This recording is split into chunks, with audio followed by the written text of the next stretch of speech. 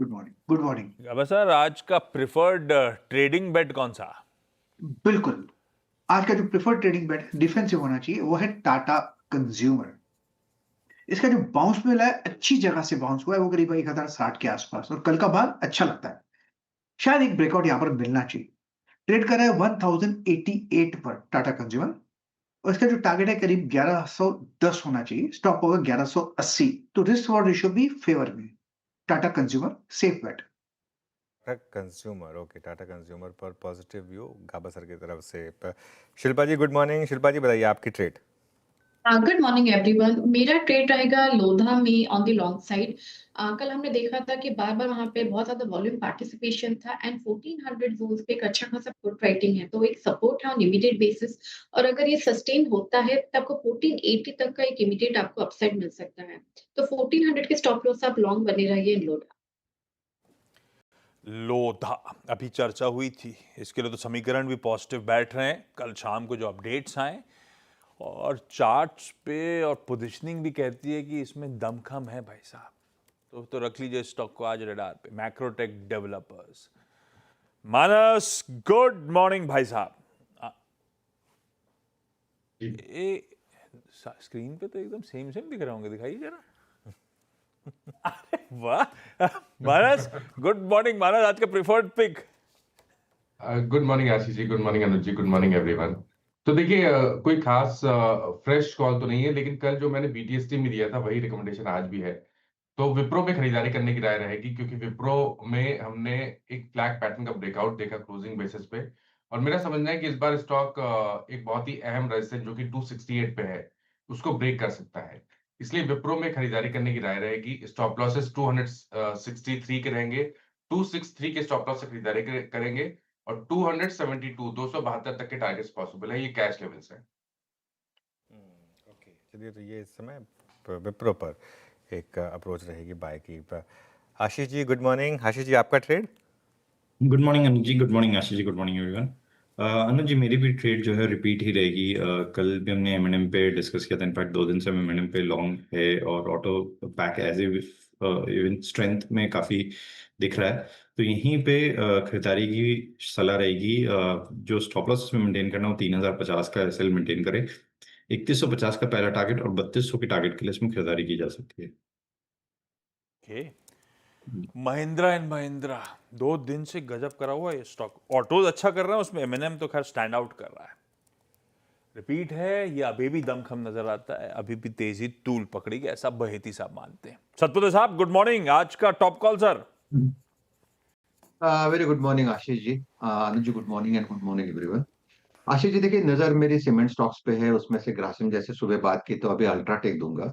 UltraTech का setup अच्छा है। एक आप कह सकते हैं कि कैंडलस्टिक पे एक बाय निकला है और उसके बाद 3 दिन का कंसोलिडेशन, और ये कंसोलिडेशन जो है ये 11,400 का सपोर्ट ले रहा है। तो बस 11,400 के सपोर्ट के हिसाब से देखे तो एक 50 पॉइंट का स्टॉप लॉस रखे 11,350 का, और अल्ट्राटेक बाय करे जो भी टिप मिले इसमें।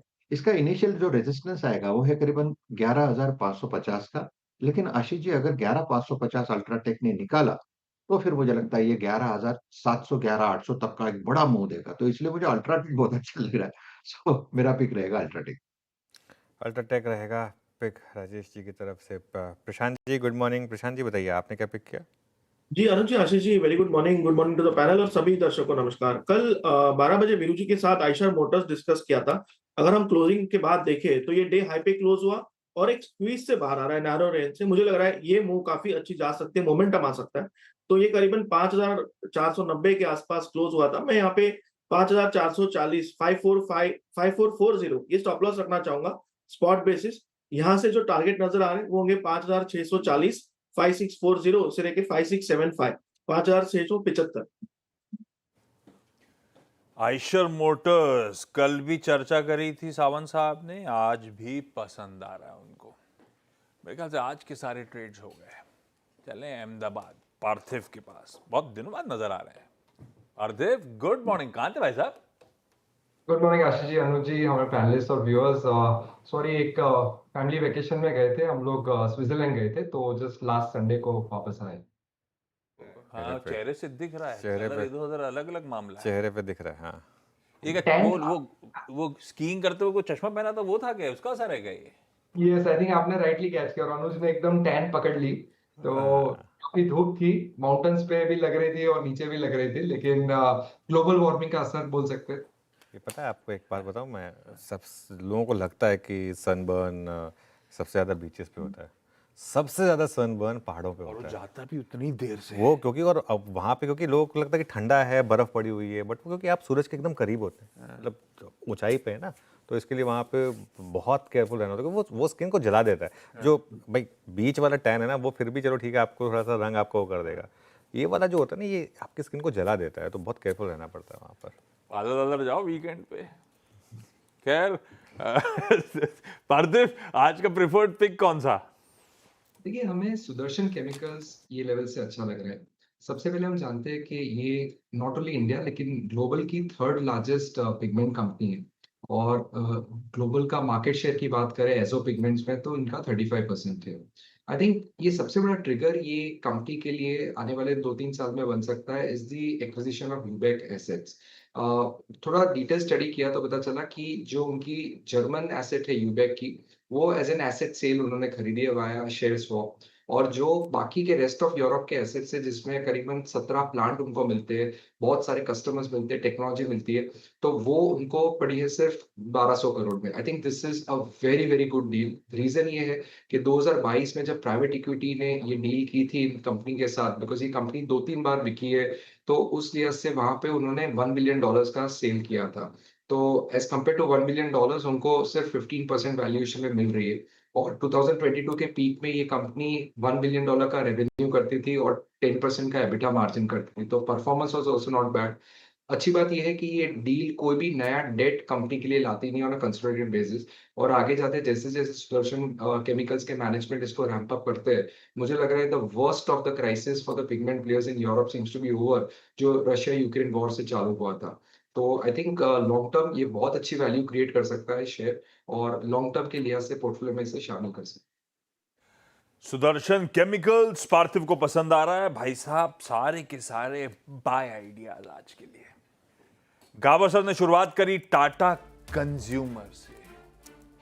फ्राइडे की सुबह उनको इसका बार पसंद आ रहा है, 1108 का स्टॉप लॉस है।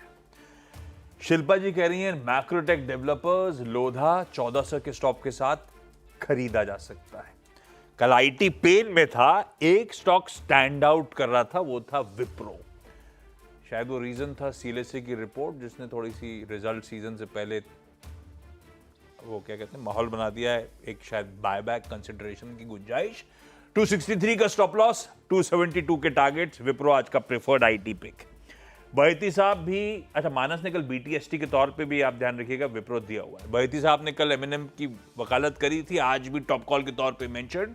3050 का स्टॉप है, खरीदने का मन। सतपुते साहब अल्ट्राटेक सीमेंट के साथ जा रहे हैं, 11350 के एसएल के साथ बाय। सावंत साहब आइशर मोटर्स, कल इसकी चर्चा उन्होंने भी कर रखी है और 5440 के स्टॉप लॉस के साथ ट्रेड और बढ़िया ग्रिप में आएगा और तेजी तूल पकड़ेगी। और फंडामेंटली पार्थिव और उनकी ट्रैकॉम की टीम को सुदर्शन केमिकल्स पसंद आता है। इन लेवल्स किसी भी गिरावट में एक्यूमुलेट करने के मौके ढूंढी है। वीरू के पास चला जाए आज की